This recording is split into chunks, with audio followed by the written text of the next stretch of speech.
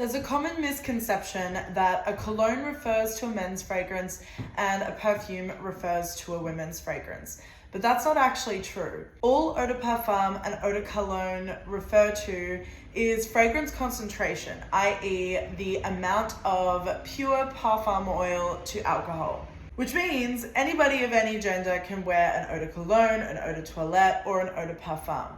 However, over time, colognes have kind of come to be defined by a certain set of notes and kind of fit into a particular scent category. The first cologne ever was invented in the 1700s in the city of Cologne, Germany, and it was a fragrance made up of a mixture of citrus, aromatics, so think things that are like a little bit herbaceous, and some earthier notes. And today you'll find that eau de colognes are still defined by these sorts of notes. Today I thought I'd get out some fragrances that really epitomize that eau de cologne feel. Although none of these are actually eau de colognes themselves, they're a mixture of eau de toilettes and eau de parfums. The first is Cologne Cedrat, and the hint is in the name here that this is a parfum that's meant to smell like a traditional cologne.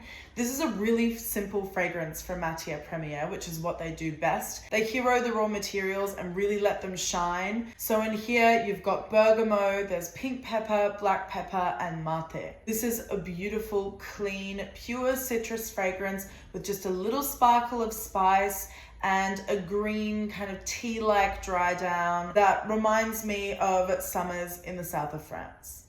Next we have Bohemian Lime by Goldfield and Banks. This is a fragrance that heroes native finger lime found in Byron Bay. There's coriander, there's vetiver, there's cedarwood. So it begins with this juicy, vibrant burst of citrus, and then as it dries down, it gets a little bit earthier and woodier, but kind of still with a green edge. Next we have Bleu Riviera from Fragonard. This is actually more of an aquatic feeling fragrance, but it still has that same structure of citrus on the top, aromatics like lavender and clary sage and iris in the middle, and vetiver and patchouli in the base. This is a super clean fragrance that makes you feel like you've just jumped out the shower every time you wear it.